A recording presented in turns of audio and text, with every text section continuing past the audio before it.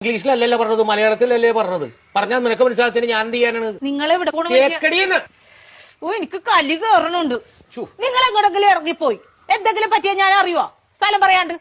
ഇനി അത് പോട്ടെ, ആരെങ്കിലും നിങ്ങള് തിരക്കി ഇവിടെ വന്ന് ഇവിടെ പോയെന്ന് ചോദിച്ചാൽ ഞാൻ എന്ത് പറയും? നിങ്ങളെ ഇവിടെ പോണ പക്ഷെ അത് പറ ആദ്യം.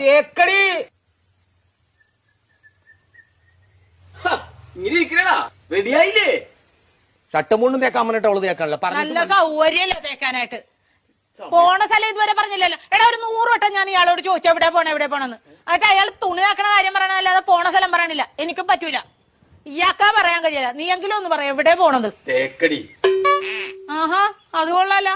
ദേ ഒരു കാര്യം ഞാൻ പറഞ്ഞേക്കാം, എന്റെ കെട്ടിയൻ എന്നെ ഇടിപൊടിന്ന് വിളിക്കും. എന്ന് വെച്ച് കണ്ടവന്മാര് വീട്ടിൽ കയറി ഒന്ന് ഇടിപൊടിന്ന് വിളിച്ചിട്ടില്ല, അടിച്ച കാരണം വിളിക്കും. പറഞ്ഞാൽ മനസ്സിലാവൂല, അതാണ് ഞാൻ പറഞ്ഞത്. ഞാൻ പെടാപ്പാട് വെട്ടിയിരിക്കണ ഇപ്പൊ ഇവിടെ കിടന്നു. നിനക്ക് എന്നാ കാര്യടാ എന്നെ ഇടിപൊടിന്ന് വിളിക്കും? ഞാൻ ഒരു വട്ടം പറഞ്ഞു, ഇനി